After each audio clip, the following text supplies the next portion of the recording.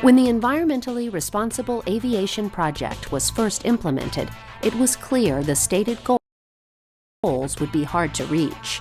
The team was tasked to reduce aircraft drag by 8%, reduce aircraft weight by 10%, reduce fuel consumption by 15%, reduce emissions by 75%, and reduce overall aircraft noise by 75%, all by the year 2025.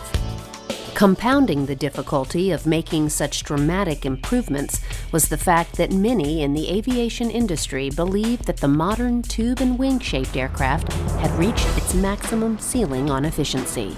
When NASA first undertook this challenge, they realized they would have to bring an A-team of NASA engineers from numerous NASA field centers, along with highly skilled teams from industry and academia, in an effort to find these new efficiencies.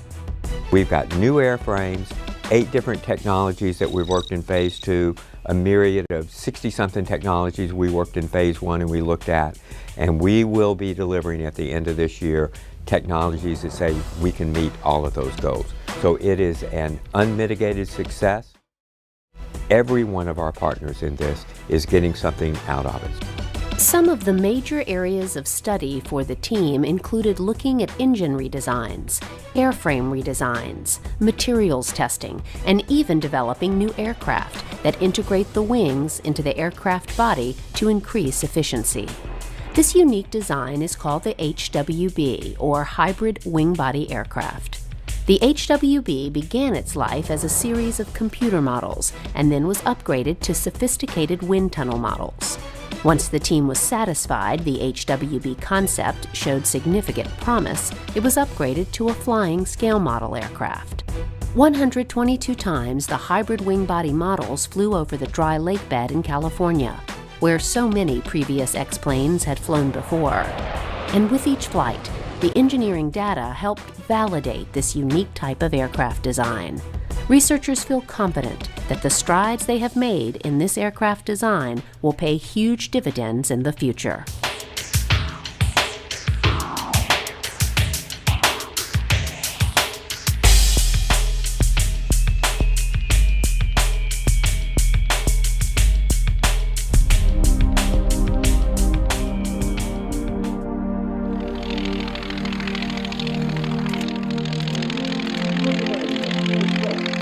Just watching footage of early aircraft shows how far we've come in only 100 years. As an example, most early planes were made out of wood and canvas, but as planes became more powerful and efficient, materials began to change. Today, we're aware that most planes are made out of lightweight aluminum skins, but the industry is moving toward the use of composite materials now as well. In fact, the Boeing 787 was the first all-composite airplane ever produced, and it took its first commercial flight on October 6, 2011. Although this plane is state-of-the-art, NASA's ERA planners believe that they can improve the strength of composites while making them safer as well. The idea they're investigating is called Perseus, or Pultruded Rod-Stitched Efficient Unitized Structure. Early testing began with small pieces called coupons. They were developed to a point where researchers believed they could be tested on a larger scale. NASA's team built larger test sections and eventually brought them to this lab for stress testing. With this test, designed to bring the article to failure mode, the team applied pressure until the piece snapped. The data was used to further validate Perseus, and now the team has decided to build and break a nearly full-scale piece of Perseus material. NASA and Boeing have been working together for quite a few years developing lightweight structure for commercial transport aircraft. What we're seeing today is the final piece of a project called Damage Arresting Composites, where we're trying to develop a new structural concept that will be applicable to lightweight structures for commercial airplanes. And what you see here is a 30-foot-long test article that we'll be testing at the NASA Langley Research Center by applying the kinds of loading that it would feel if it were in a real airplane. But with a piece this large, a major hurdle lay in front of them: how to get the piece from California to Virginia for testing. Traditional methods like trucking and train travel would not work due to bridges, overpasses, and some road weight restrictions. The solution was to fly it across country. But no ordinary aircraft would do. Ultimately, the team enlisted the service of NASA Johnson's Super Guppy aircraft for transport across country. This Cold War era aircraft was specially designed with a hinged front-loading system that could just barely accommodate NASA's cargo. It was not lost on team members that this old and slow beast of an aircraft was transporting a test article that will undoubtedly be used in many aircraft of the future.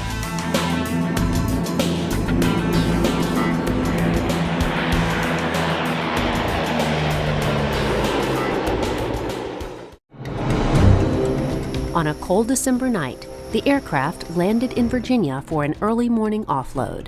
Here is Dr. Fay Collier to explain what is next for this test. Today we're here at Langley Field unloading the Perseus multi-bay Colts multi-bay box that will be tested in the Colts facility. So we've been working on Perseus for about 10 years now, partnered with the Air Force, partnered with Boeing, R&T, and we started off with small coupon testing to prove out the concept. We built a small box that we tested a 3 years ago to prove that the concept could take pressure and would meet the design constraints. We went from there to assembling this piece of 30-foot structure that we're going to test in the Langley Combined Loads Test System down the street here. So a long effort that has gone into this with NASA and Boeing, culminating in the delivery of this 10,000-pound piece of aircraft structure. We'll stick it into the facility. We'll mount it. It'll be eventually pressurized to various pressure readings. The idea is to twist and turn the part to see if it'll sustain the design loads that would be needed if we were to build a real airplane out of this. This facility will prove to be a valuable tool for researchers.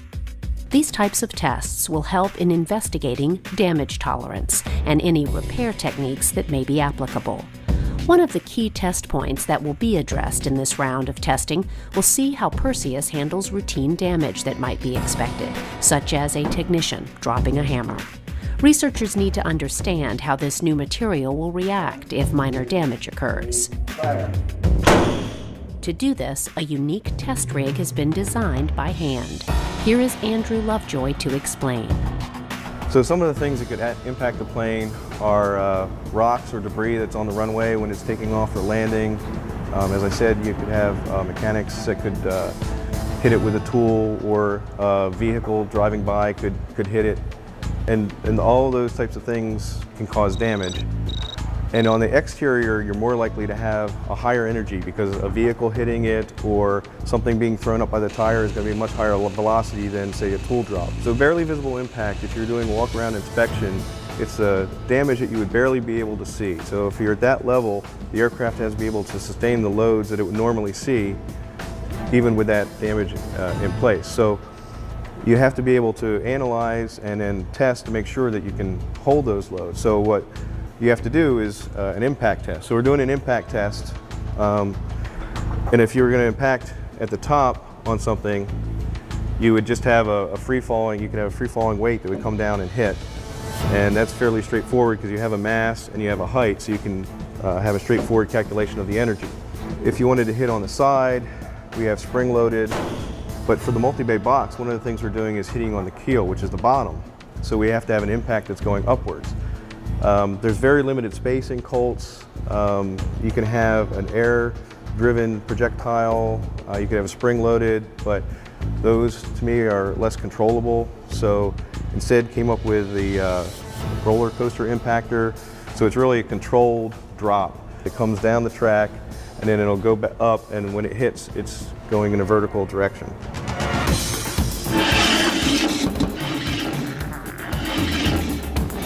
So in order to impact on the keel, we needed the impact weight to go up, and we didn't have any device to be able to do that. So from scratch, we designed and built the roller coaster impactor. The second main part is the track itself. The track itself is to control it and make it go where we want it to go. When it's rolling down, gravity's keeping it on the track. When it starts to go vertical, it wants to flop. So there's actually two pieces of track that will encapsulate this right before impact to guarantee that we're getting that vertical impact on the bottom of the keel. Numerous tests were performed in the Colts facility to check the box's ability to meet what engineers call the design limit load and the design ultimate load. In aerospace engineering, the term design limit load refers to the maximum load factor authorized in flight. It is extremely unlikely that an aircraft will ever reach this limit during its lifetime. The design ultimate load goes beyond that and is the amount of load applied which will make the component fail. In this case, the ultimate load factor is 1.5 times more than the limit load. With testing and data acquisition complete, researchers found the Perseus box performed beautifully under extremely stressful conditions. It actually performed above the expected design ultimate load factor, which means the box is even stronger than predicted. With that type of result, researchers feel there is an opportunity to lighten the box even more, potentially making future aircraft even more efficient.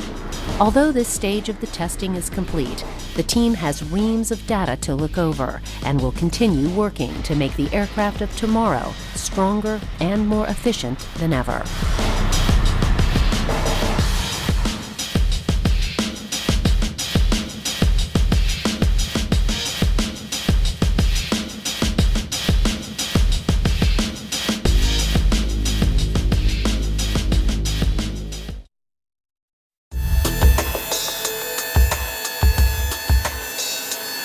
The hinged wing design on aircraft has been around since the early 1900s.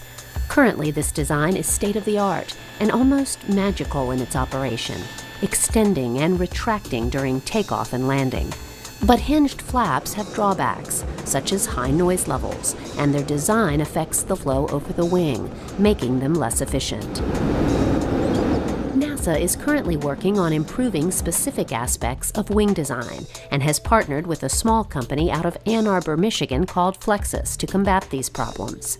Their innovative design has the potential to revolutionize flight by having the wings on aircraft act more like a bird's wing rather than the traditional flap system we have now. Here is Dr. Sridhar Kota, the inventor of the Flexus wing, to explain. So with the current flaps, once they're tucked in, you don't want to move those flaps because the flow will separate. So the aerospace community has known for a long time that if you have a seamless wing that can be morphed in flight to maximize the performance, then you can get significant fuel efficiency. And actually, Wright brothers did that for roll control. The idea to have aircraft wings morph is not a new idea. In fact, the Wright brothers' first designs used morphing wings to help with controlling flight. But as aircraft became heavier and began using stronger materials, aircraft designers were forced to stop using the morphing wing technique and use flaps and slats, which have been in use ever since. Designers have long known that reducing the use of flaps and going back to a morphing wing would be more efficient, but until now, no one was quite sure how to make it happen. While looking at this problem in the early 90s, Dr. Kota came up with an idea called compliant design that uses techniques that are borrowed more from nature than from traditional mechanical designs. Everything we engineered, if you look around the objects around you, anything that is strong is also very rigid. And when you want mechanical functionality in the design, you put multiple parts, springs, cams, gears, and make intricate mechanism that works beautifully. Whereas designs in nature are different. They are strong, but they are compliant. They're flexible. So you can see the trees bending in heavy winds, so they bend rather than break. And you can see countless examples in nature where you get pretty intricate mechanical motion without conventional joints. And in fact, 80% of living creatures are invertebrates, and they do pretty well with the locomotion and other mechanical functionality without multiple joints and links. So the question is, how do we capture that, where we want a monolithic structure that can do mechanical motions without joints. So the idea is that how do we get this compliance, the flexibility distributed throughout the structure, and how do you design structures like that? So I'll give you a simple example of how what I call the distributed compliance. And you can see this here. So here, this is can be a monolithic design, no joints. And when I apply force at these tabs, and you can see it move, so you can get large deformation.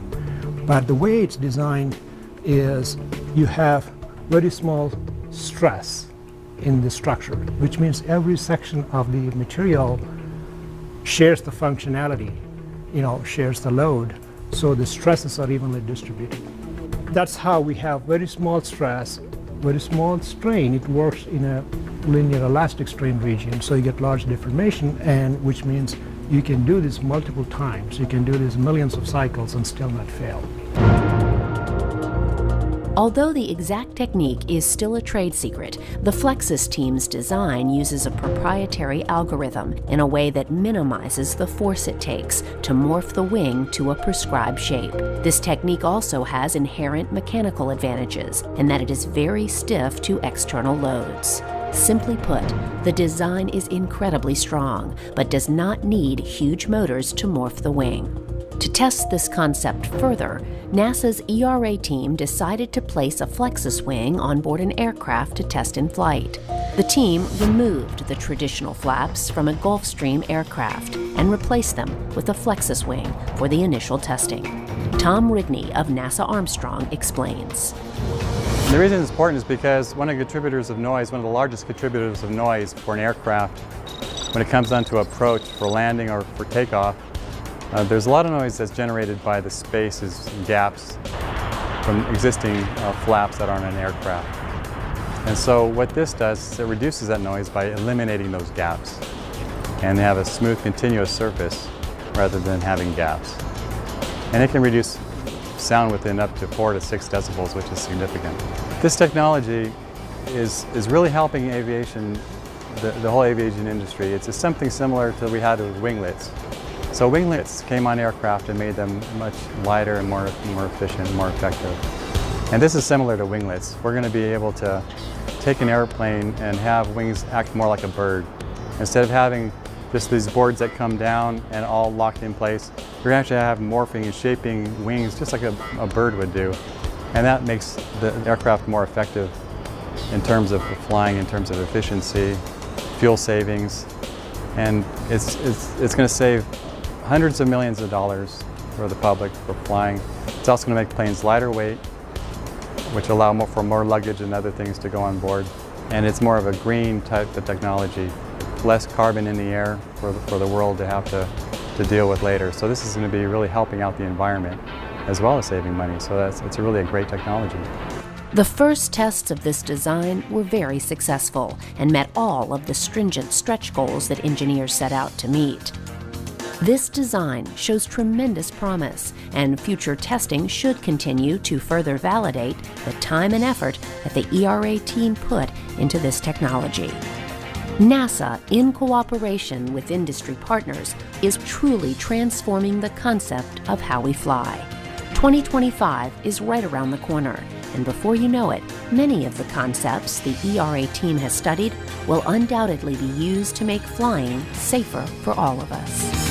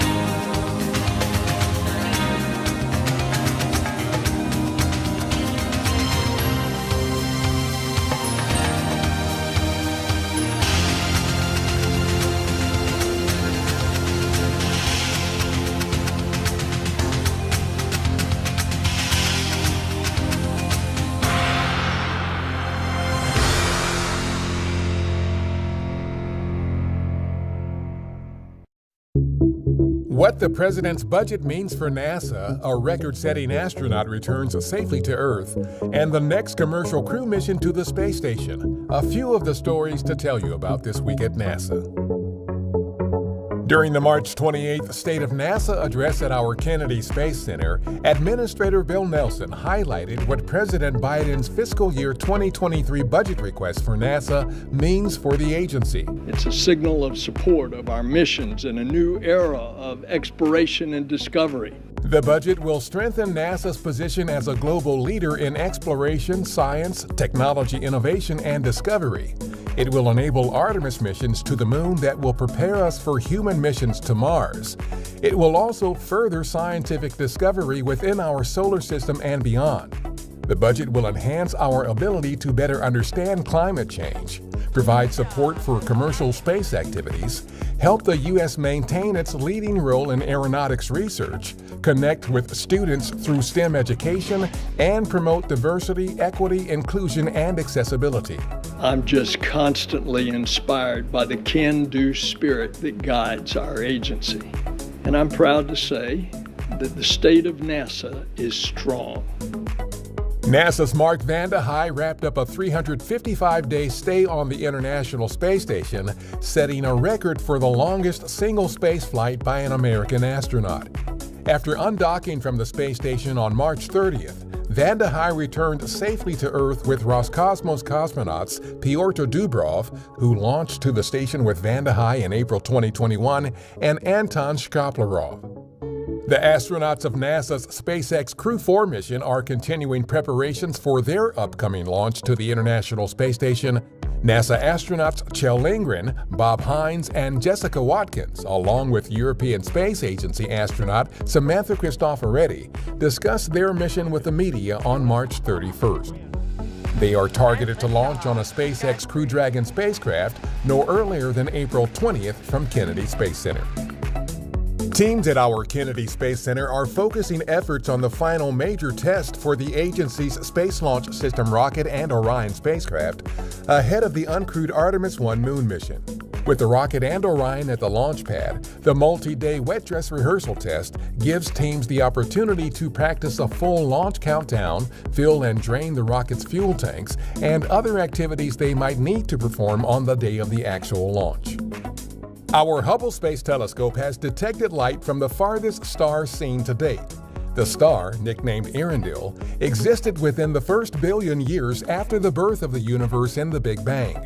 Earendel, whose light has taken 12.9 billion years to reach Earth, is quite a bit farther than the previous farthest star ever seen. That star, discovered by Hubble in 2018, existed when the universe was about 4 billion years old.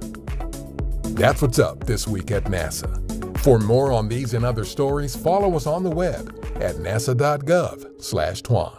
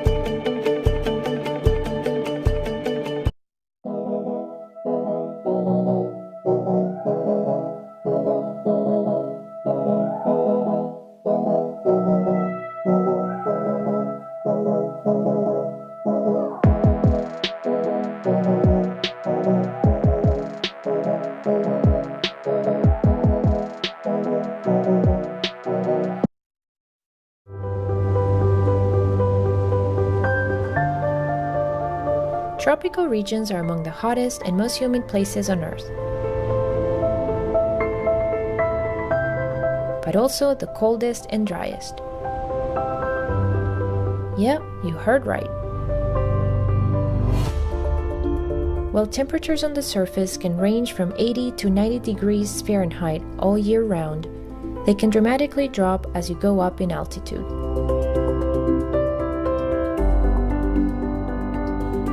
In fact, as you get closer to the stratosphere, they can be as low as minus 110 degrees Fahrenheit.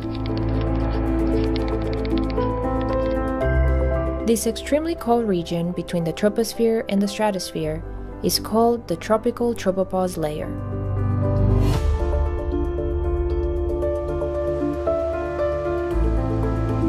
In the tropics, it's very warm and moist down here at the surface.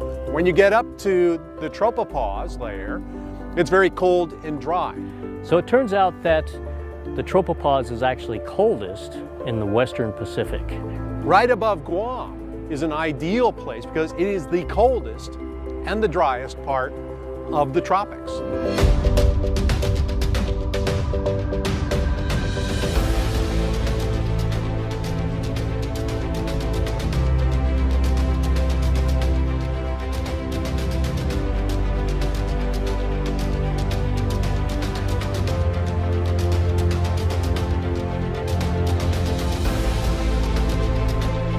Everything is ready for the second phase of the field experiment.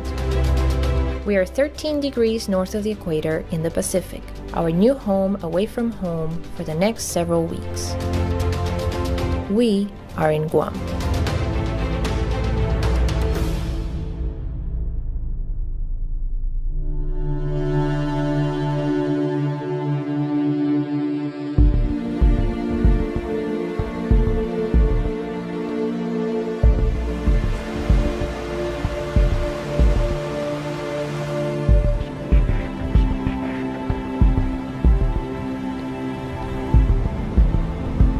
So the tropics are the part of the planet that gets the warmest from the heating from the sun because it gets the most sunlight on average. Because the surface is so warm and there's so much water, you evaporate water, liquid water becomes a vapor, so you have this very hot, moist air down here at the surface. So this is air that's got a lot of energy. And just like a boiling pot of water, it can rise very high. And it tends to pull other gases that come from the surface up with it. So this is the part of the world where most of the circulation getting up from the surface up into the upper part of the troposphere and into the stratosphere, this is where it occurs.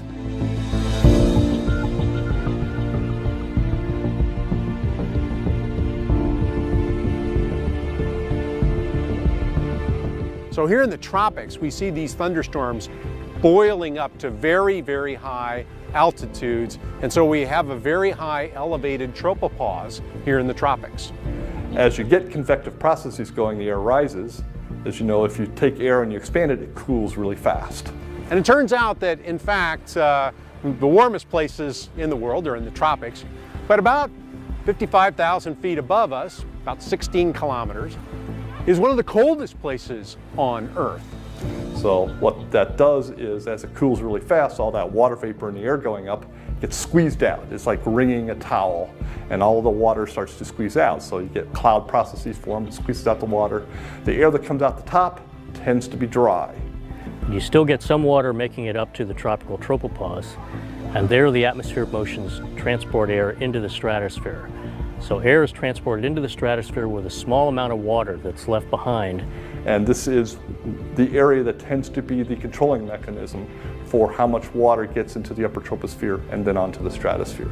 So if you want to understand the composition of the stratosphere, how much water there is, how much ozone-destroying substances or trace gases there are, you need to go to the tropics and study the region around the troposphere and the tropics. So this is the spot to be.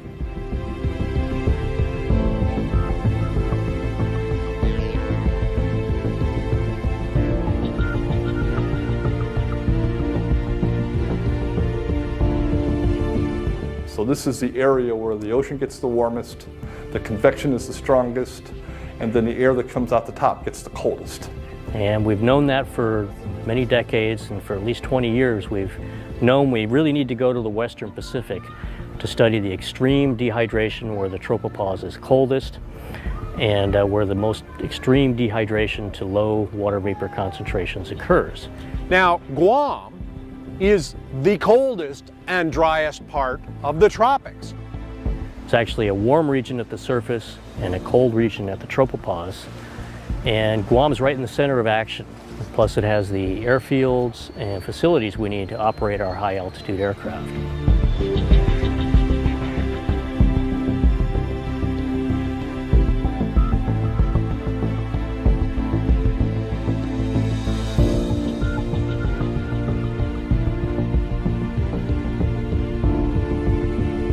It takes a lot of work to plan a remote deployment of this size. Yeah, preparing for a mission where we're deployed, where we have to take the entire team and the aircraft and all of our equipment, is really quite an effort.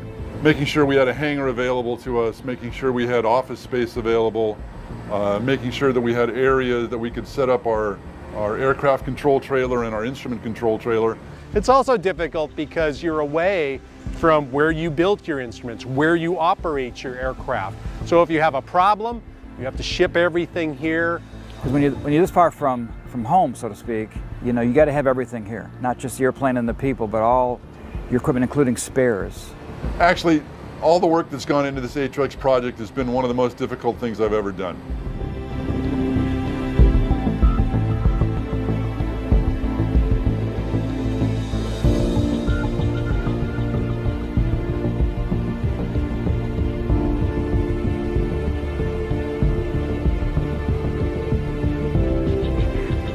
So when we operate out of Edwards Air Force Base, we operate from a fixed structure called the Global Hawk Operations Center.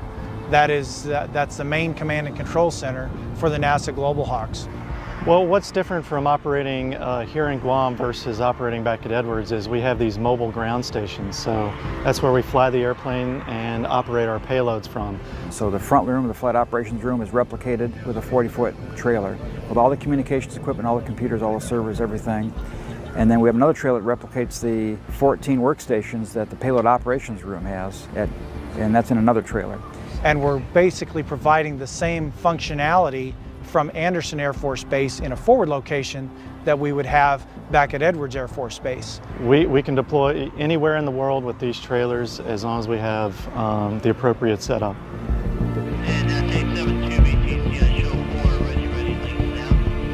Okay, that sounds like a good plan. So we're ready for aircraft taxi. For the ATREX campaign, the NASA Global Hawk is basing out of Andersen Air Force Base. And from Andersen Air Force Base, we'll be flying north all the way up to the Aleutians, east towards the Philippines, south down by Australia and New Zealand, and out to the east all the way to about Tahiti, the other side of Hawaii, basically. It's roughly about a 4,000 mile radius of range that the Global Hawk has here from here at Andersen Air Force Base.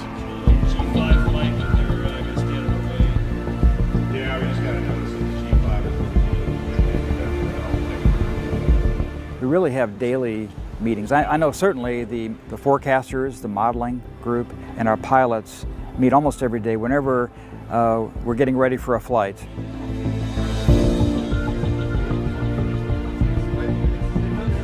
We are working every day on the aircraft, working with the scientists. They've got to pre-flight their instruments. After flight, they've got to post-flight their instruments. Some want to come off, some don't want to come off. So it's a constant ballet of activity around the airplane in between flights until the day when we're ready to go. Everyone comes on. We'll have engine start at 5 o'clock, which means they've got to come in at 11 o'clock at night, work till 2 a.m., do their thing with the instruments, and our crew comes in, buttons up the jet. It's rolling out at 4 o'clock, engine start at 5, take off at 6. So it's an ensemble of people all doing really great work together to make this whole thing happen. And that's 872, we have a good power transition, good engine start.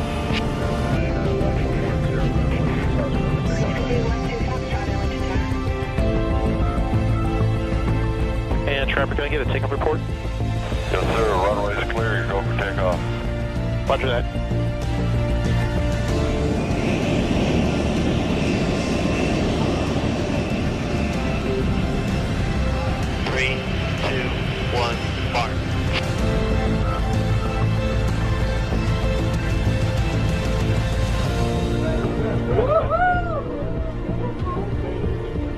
So the Global Hawk has great capability with tremendous range and endurance. So many lessons learned from this campaign that will make our Global Hawk operation a much more globally deployable package. And as we've demonstrated, we can do a lot of science from Dryden, California, or we can deploy, as we've illustrated here, to reach out. And I think we've shown now that we can really go almost anywhere in the world. Because this is our first deployment away, really away from the mainland. This will be our first, it won't be our last, and we will be well suited to take our show on the road anywhere in the world from now on.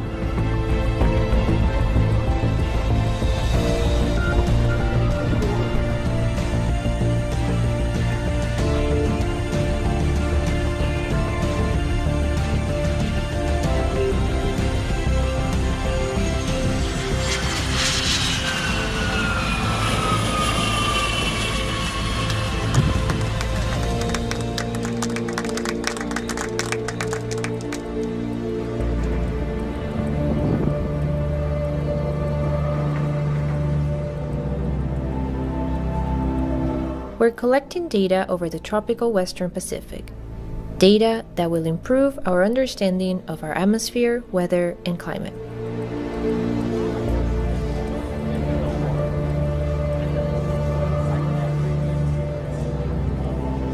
The Atrix mission will help us better comprehend the world we live in, to learn more about this planet we call home.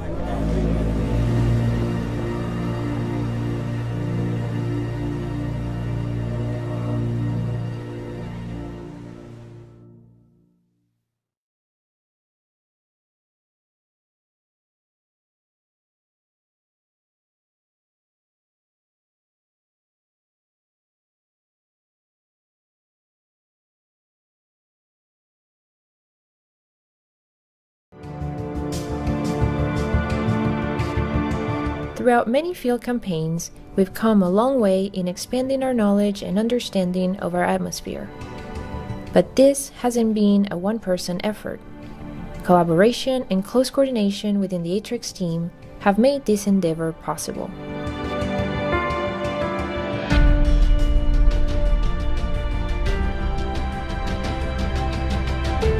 For any field experiment you do, you have the questions that you're trying to answer, and then you figure out which data do you need to best answer the questions. Once you've done that, then you figure out who has the capability of making those measurements. So basically what we've done is gathered the leading experts in theory, modeling of the atmosphere, and in making these very challenging measurements. And that's the only way that you can really do science. You have to go to the right place and measure at the right time with the right people. And part of the reason I really like these airborne science campaigns is they're sort of these grand endeavors where everybody comes out to the field, we're all working very hard with a common goal, and very thankful to have the opportunity to get these measurements.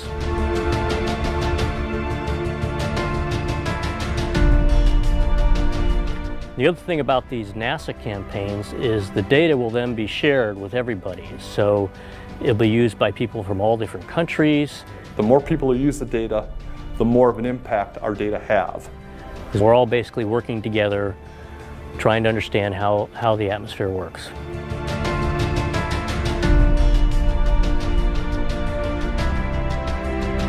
The data we have gathered will be used to benefit humanity for many years to come.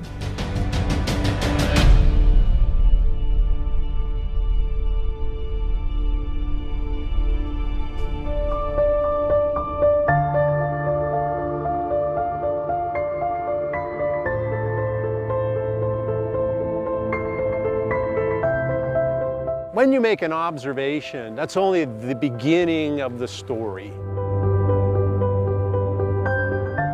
It's like walking into a crime scene and taking a picture and collecting some evidence. Footwork begins after that, the real work of putting everything together to produce a full picture of what's happening in our atmosphere. And Atrix is basically part of that puzzle. We're addressing a key uncertainty in how the models predict future climate change. We have to actually figure out how all of these things work.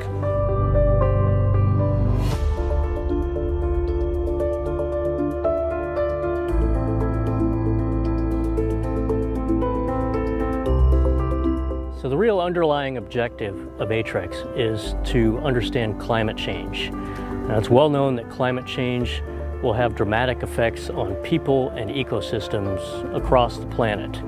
The atmosphere is always changing. Levels of gases are changing, temperatures are changing, and you have to make very precise measurements in order to try to see those changes. So when satellites measure, they measure basically looking through the atmosphere over a very long path length, multiple hundreds of kilometers they're averaging the data over. So if you have low water and somewhat higher water, what you're going to measure there is the average. When the airplane flies through these air masses, they're measuring over tens and 20 meters at a time, so they're getting that entire variability. So far, we've gathered these fine structure measurements of clouds and water vapor and the interaction between water vapor and clouds, and that's being used to better understand how the clouds form and how they affect the amount of water that's getting in the stratosphere. The other thing we've done is we've gotten a lot of measurements of these ozone-destroying substances in the tropical tropopause layer, which will ultimately get into the stratosphere, so we can better predict how much of these get into the stratosphere and again improve predictions of ozone destruction and the ozone layer recovery. All of these processes are the things that we're after with Atrix. 15 seconds, one pass. SA-72 is off, on, right. SA-72 switches 6. The Atrix mission, we've seen some very, very interesting relationships between temperature, water, and particles that we're seeing in the atmosphere. This is really wonderful information and will be incredibly useful for how we can improve our modeling of the atmosphere. But anytime you do climate science can be contentious in many parts of the world. So having data that is out there, free and open and defendable is important. If your data aren't available for everybody, it's always going to be in question. The way we look at it from the science community is that the data is all shared. So it'll be shared amongst different institutions and different agencies and even different countries all around the world. Because we all have the common goal of trying to understand how the atmosphere is working and how the atmosphere is changing.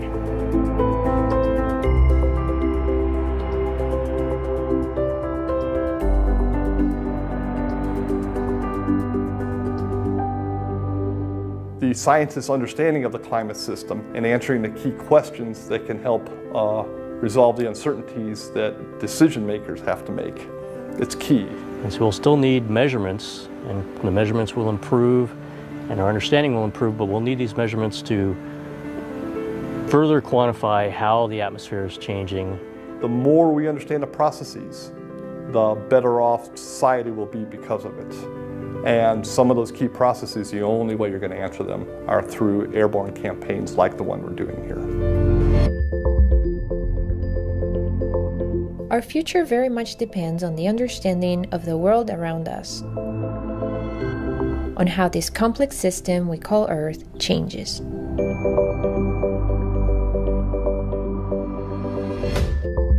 That's why our mission is not only about doing research, but also about encouraging younger generations. They are the future of science and the key to continue understanding and improving the lives of all of us who call this planet home.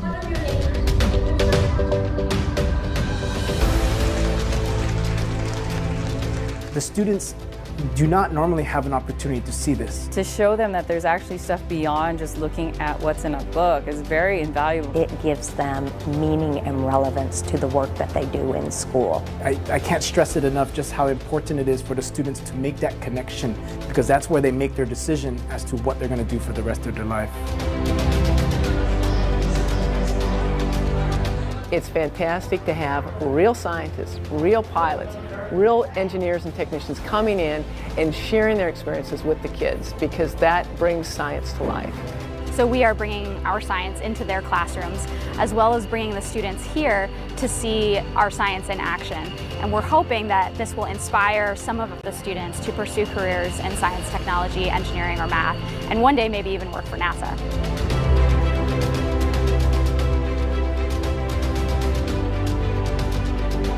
I saw how excited the kids were, so it's awesome.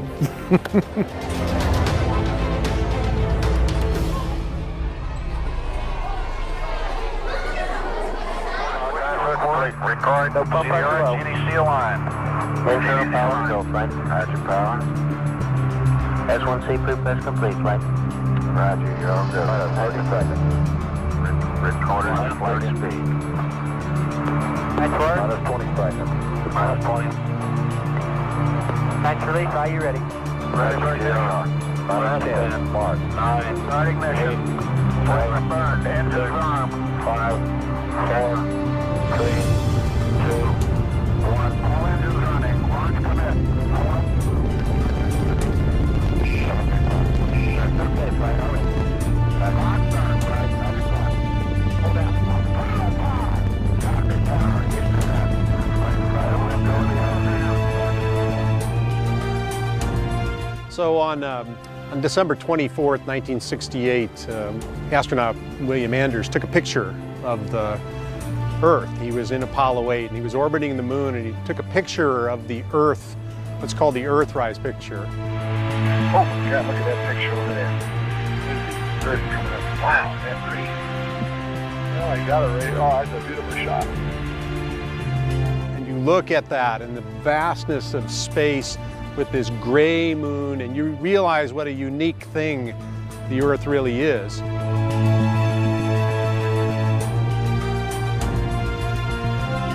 And the Earth doesn't come with an owner's manual.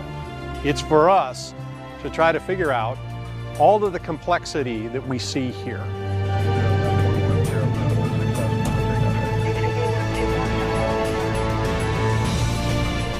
Our campaign is coming to an end, but new ones will continue exploring, making new discoveries. Clean release, subdues come right to north. Our journey is not over. Keep watching. This is just the end of a new beginning.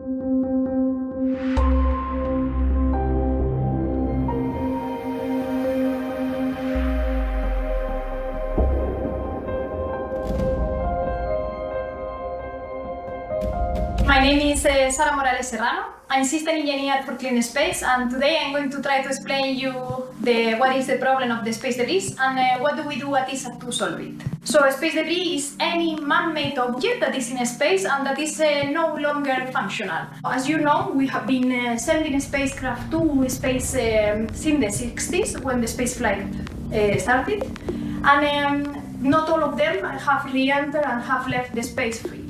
So there are two main orbits that we occupy with these satellites that are the low Earth orbit, what is considered one important region that is highly populated, and there we send our mission, for example, for Earth observation, where we can see how the Earth environment is evolving, or we can do, for example, weather prediction to know which is going to be the weather tomorrow. But also there is other orbit, like for example the geostationary orbit, that has some characteristics that are very particular, that they are all the time on top of our head. So they are very good for doing telecommunication, so for example to have our TV at home, or to use our mobiles. Nowadays we have 5,000 satellites, more than 5,000 satellites in space, and only 2,000 of them remains operative.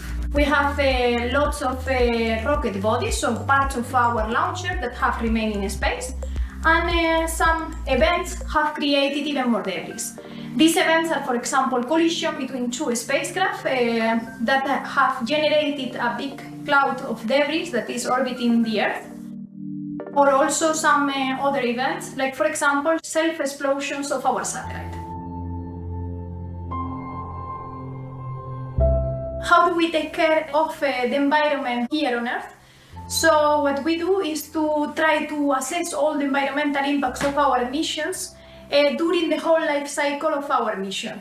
So since the beginning that we are developing our missions until the end of life. And we take into account all the phases like manufacturing, the launch of the spacecraft, and also the operations of our mission. So for this, we use a methodology that allows us to calculate what are the environmental impacts here on Earth. Like for example, in climate change, all our emissions that we have to soil and also to the water, and all the possible toxic materials that we use in our spacecraft. And the aim is to try to find alternatives that are greener and then they are polluting less to the environment. We also try to take into account the environmental impacts in the orbit. So for this, what we do is to try first to reduce the number of debris that we are creating and to remove the ones that are already there. So first of all, what we need to do is to leave free this space of the orbit, so remove the debris from this spot that was occupying during the lifetime.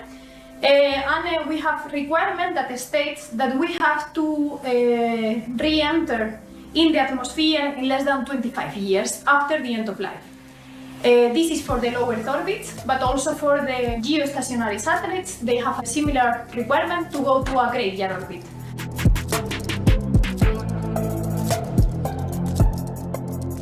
As we said, we want to stop creating debris, so one important requirement that we have to follow is to deplete or empty our source of energy that we have in our satellite. So for example, the batteries, to make sure that they are empty at the end of life, so they will not explode. This one is also a requirement, and also another one that is very important to follow, that is we don't want to have any risk when a satellite or a debris is coming back to Earth, so we don't want that it falls in our roof and it causes any damage to us. So we have different requirements depending on the size of the satellite. If we are a big satellite, we will go to an uninhabited region in the Earth, or otherwise we try to maximize the disintegration during the atmosphere, so we design our satellite in a way that will disintegrate faster. We still need to do some actions in order to prevent the creation of more debris. And this, there are studies that show that we have to remove at least 5 large objects per year in order to stabilize the situation. For this, we have been studying during the past year several tools that allow us to remove the debris that are in orbit. Like for example, the nets that are like a fishing mechanism. It works in the same way. So we will drop a net around our spacecraft of our debris. We will grab it. It will be enclosed inside this net, and then we pull it back to the Earth to burn up in the atmosphere during the re-entry. Another tools that we have studied is an harpoon. We shoot this harpoon against the satellite, so then it will go through it, it will capture it, and then we do the same way. We will re-enter our spacecraft. Then other tools that are more sophisticated and can help us to do future servicing in orbit could be the robotic arm that will go closer to our target, it will grab it, and then once it grabs it, it will bring it also back to the Earth to burn up. These are several tools. There are many more that are under study. And now at ESA we have our first mission that it has been announced, that it will go to grab one of these part of the launcher that is in space. We will grab it and bring it back to Earth. So as you can see, there are many things that we need to do. We have to start now, and this is what we are trying at ClearSpace. Thank you very much.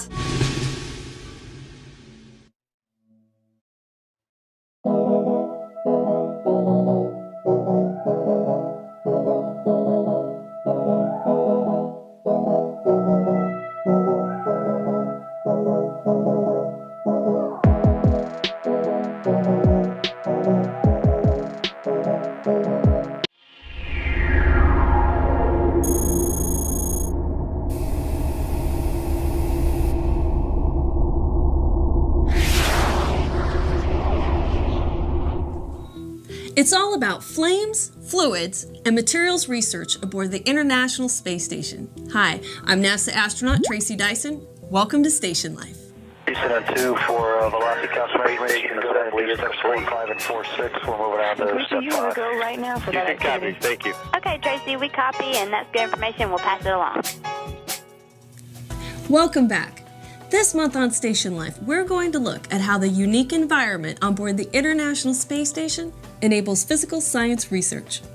Our space station is a laboratory unlike any on Earth. As we orbit in free fall around the planet, we have the opportunity to control gravity as a variable in our research. The pristine microgravity environment allows us to observe aspects of fundamental physics that aren't possible here on Earth. You see, gravity often masks or distorts subtle effects such as surface tension and diffusion. On ISS, these forces can be harnessed for a wide variety of physical science applications. So on today's program, we're going to look at how the lack of gravity affects the physical sciences of flames, fluids, and materials.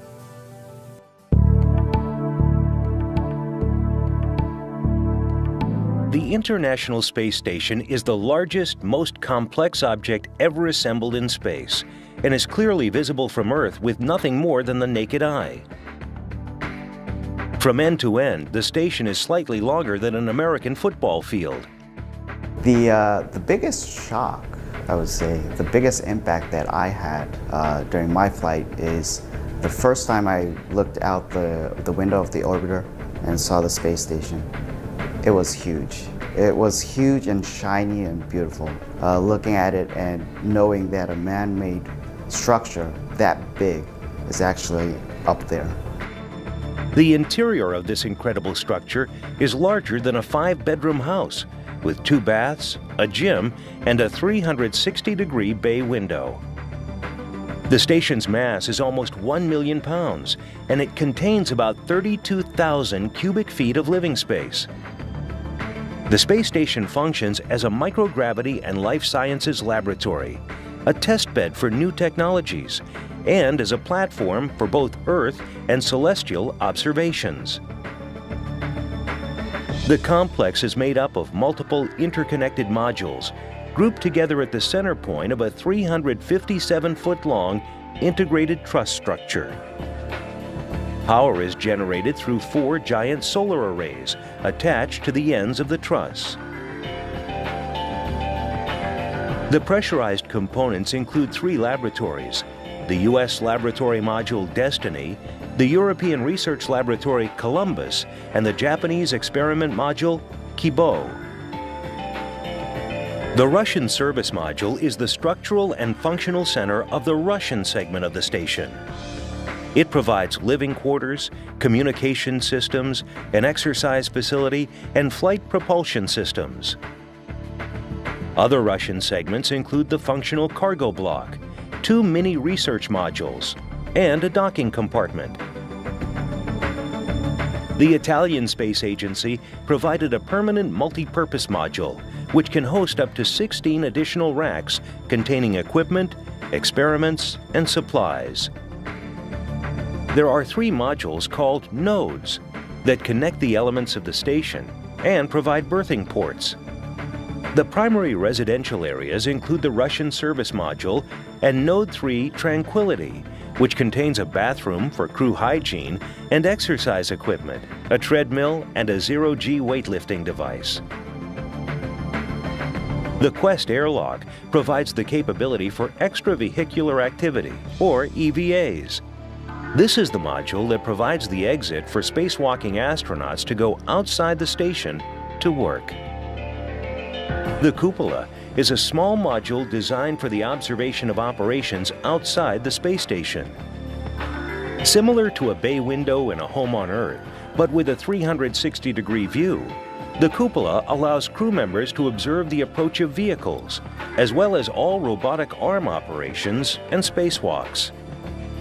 The Canadian-built Space Station Robotic Arm is a larger version of the arm on the Space Shuttle and is used to move equipment and hardware around outside the station. The space station is the home of 6 full-time crew members and is made up of astronauts and cosmonauts from nations around the world. More than 200 people have visited so far, and at least another 120 will live there over the next decade.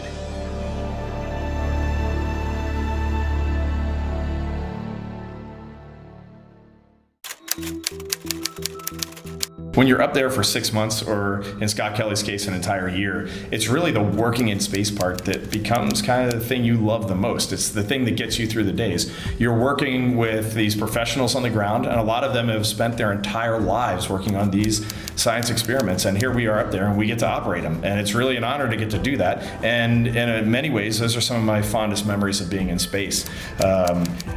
You get to work these experiments, and they're usually watching over your shoulder from the ground. And there was a lot of times where I would do something, whether it was fluids or with flame research, it really didn't matter. The investigator would just say, whoa, wait, do that again. That was incredible and totally unexpected. And that was what just made you smile big up there when hey, we've been flying in space a long, long time, but we are still doing research that has unexpected results every single day on the space station. And I really love that about being up there.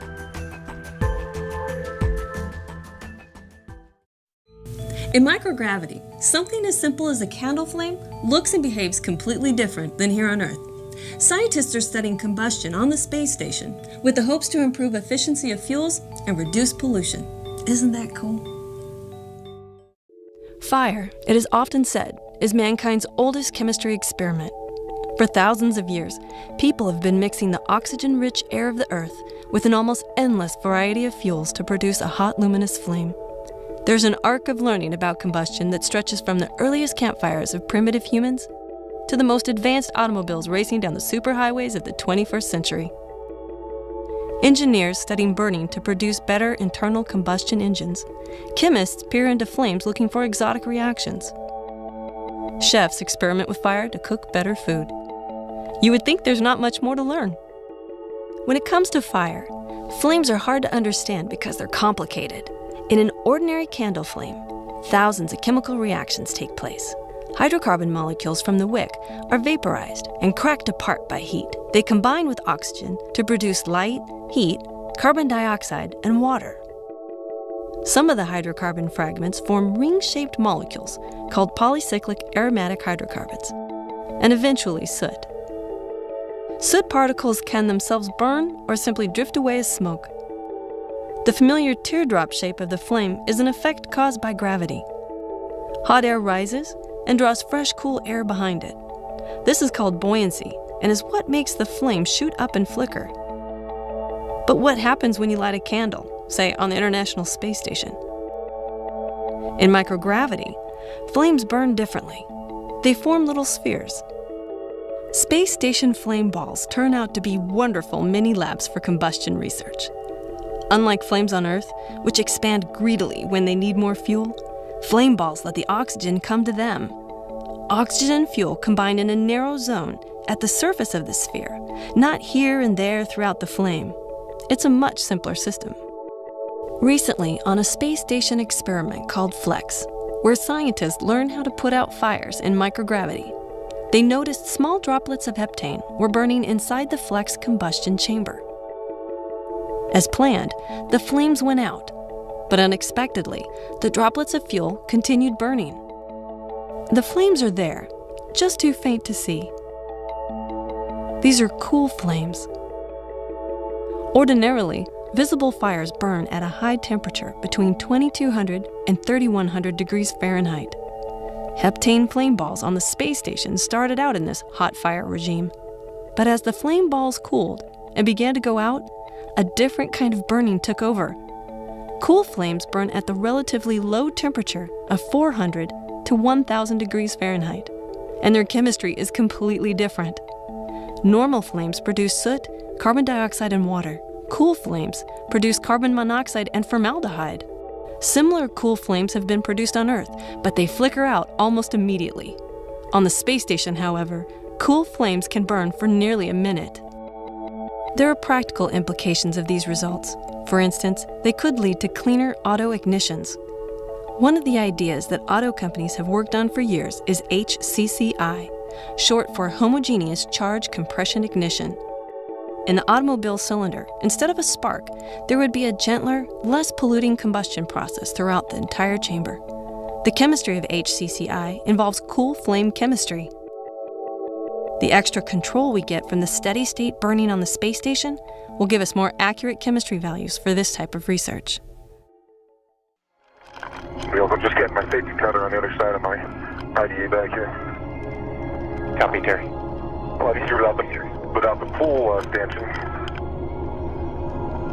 Absolutely, yeah. And it's just like in the pool instead of that, with the exception of that big blue planet down there. Exactly.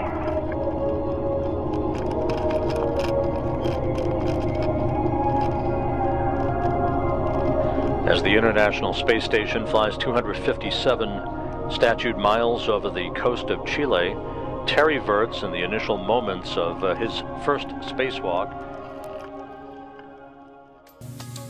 As you can see, combustion research on ISS can have tremendous benefits back here on Earth. We also want to better understand the behavior of flames in spacecraft to guide strategies for extinguishing accidental fires. The new SAFFIRE experiment is going to be hot.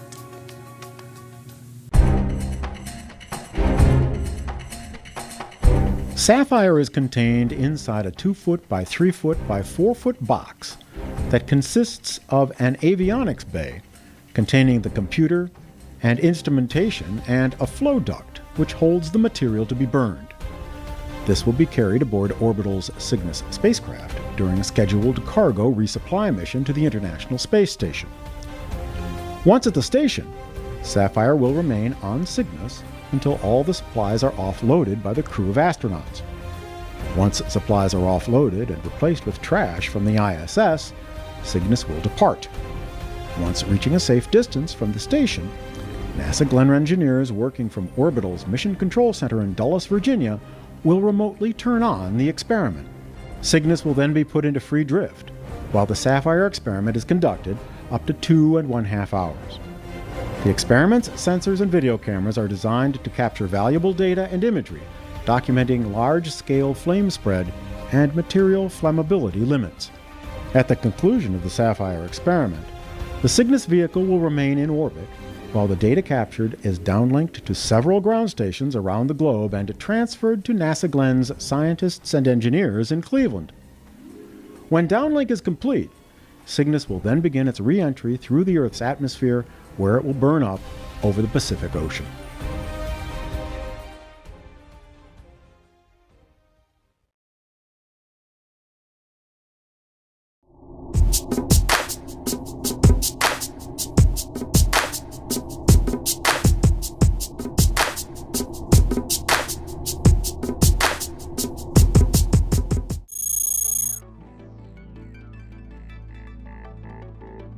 Serious. What are we going to do today? Well, today, first I have to start off by saying that today I'm with someone who needs no introduction, because you've all seen him before. He's the guy we love, Dr. Don Pettit. Welcome to Station Life. It's good to be back on station. I guess we're really not back on station, but it's good to be here on Station Life. Thank you, yes. And I am just beyond excited today because Don is not only one of the most fantastic astronauts ever, he's like one of my favorite people. So this is a landmark event in Station Life history that we have with us. And we both studied chemistry in college. And look at what he's wearing. See, I've got my periodic table shirt on. Yes. Okay. Coffee cup. Coffee cups. Space cup. So we have the first generation, the second generation, and both of these have been on station. This is a food-grade plastic, so it meets flight safety and all of that. Here is a variant of the second generation. What's that for? Well, this is for Earth, because this is slip cast out of porcelain, and it has this really cool, smooth look that shows off the form and the beauty of the design of this. Yeah, but porcelain is breakable. You can make these sharp shards, and in a weightless environment, they could float around. They could get in your eye, or even worse, you could inhale one of these shades and get them in your lungs. So we can't take the porcelain ones on orbit, but they're really cool looking, and we can use them here on Earth. Awesome. Shall we? Shall we? Notice your nose goes right in the cup, Right in and you there. get this burst of Java. Java. Yes. Yeah.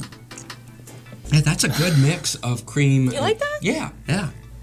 And let me read what it says. It says Space Cup, and that's the official name of this. That's the op-nom for the space station, the official sanctioned space station experiment. It's the name of the experiment is Capillary Beverage. Capillary beverage. And the name of the cup is Space Cup.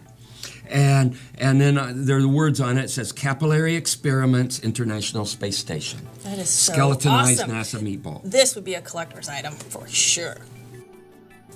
I was thinking, Trace, Makes me want to go back up there. that if you look at everything that I will have accomplished in my life, in 400 years, nobody even remember that I was even walked the surface of Earth or floated around in space. However, I predict that in 400 years, people living and working in space will be drinking, sipping, and toasting out of cups based on my design. Yes. And you'll be legend. You are legend. What am I talking about? They With won't present remember tense, you are anything like legend. that. Like, do you remember who invented fire? Let's see, and who invented the wheel? No. You see, nobody needs to remember who did these things. The important thing is you got to know how to build a wheel, and you got to know how to control fire, and then your civilization can take off. And in space, you don't need to remember who messed with the surface chemistry to make these, but you need to know that how to make them, and that you can use them, and it will help build the civilized nature of human beings interacting with each other when you're in a weightless environment. Well, Don, I've just had so much fun having you on Station Life and sharing your invention and your passion for science and coffee and bringing people together. And I think you've done that in a number of ways, but none so illustrative as the Space Cup. I call this a wrap. Huh? Me too.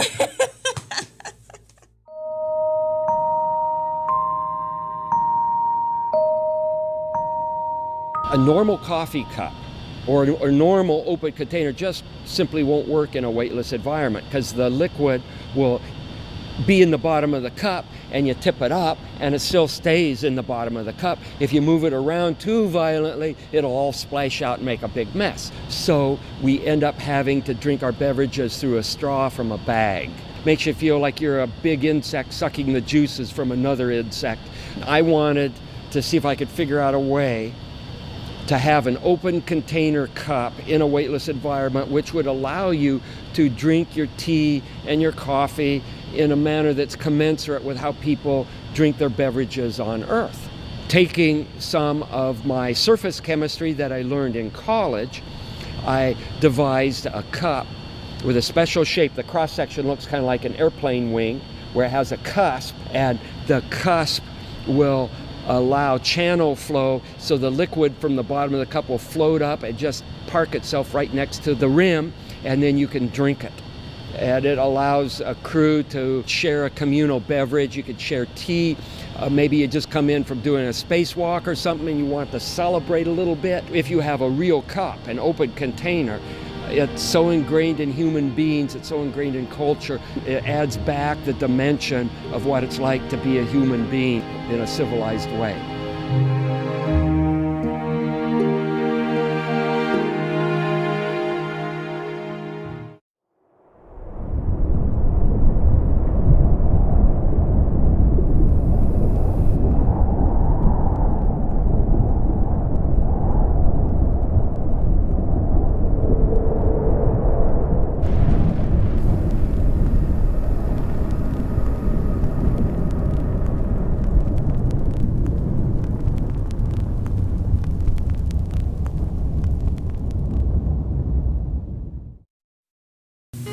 Okay, flames and fluids are acting a little differently. But that's not all. Take a look at how microgravity affects colloids, magnetic fluids, and smart materials. If you have a smartphone, take it out and run your fingers along the glass surface. It's cool to the touch, incredibly thin and strong, and almost impervious to scratching. You're now in contact with a smart material. Smart materials don't occur naturally.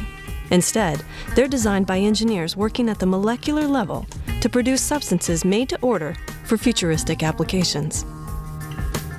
The Corning Gorilla Glass that overlays the displays of many smartphones is a great example. It gets its toughness in part from fat potassium ions stuffed into the empty spaces between old-fashioned glass molecules. When the molten glass cools during manufacturing, dense to packed molecules solidify into a transparent armor that gives Gorilla Glass its extraordinary properties. Around the world, designers are working on other smart materials, such as alloys that can change shape on demand, plastics that heal themselves when ruptured, and fluids that obey magnetic commands to flow or stiffen under computer control. One of the greatest challenges in creating a smart material is arranging the molecules. They're so small. We want to create a new class of materials beyond smart. We need genius materials, materials that arrange themselves. The research to accomplish this is already underway on the International Space Station. Dr. Furst is the principal investigator of an experiment called InSpace 3. In the microgravity of Earth orbit, vials of fluid mixed with very small colloidal particles, about 1/millionth of a meter in diameter, are exposed to magnetic fields. Magnetism can be switched on and off again very rapidly. This jostles the particles, causing them to bump together and self-assemble into microscopic structures. These structures can be very difficult to predict, even using cutting-edge models running on supercomputers. Astronauts enjoy watching this process in action through microscopes. Because the samples are backlit by a green lamp, they sometimes call it the green blob experiment. Furst recently won an award from the American Astronautical Society for his work on InSpace 3. Just by toggling a magnetic field, we're learning how to take many kinds of microscopic building blocks and get them to spontaneously form interesting structures. Recently, observers have seen the colloidal particles forming long fibrous chains. Furst speculates that these could lead to materials that conduct heat or electricity in only one direction. The experiment has also yielded crystalline structures that the team is just beginning to investigate. The fluids underlying these tests are themselves very smart. They're called magnetorheological, or MR fluids, because they harden or change shape when they feel a magnetic field. If you own a sports or luxury car, you might have MR fluids in your shock absorbers. The stiffness of magnetic shocks can be electronically adjusted thousands of times per second, providing a remarkably smooth ride. Similar but more powerful devices have been installed at Japan's National Museum of Emerging Science and China's Dongting Lake Bridge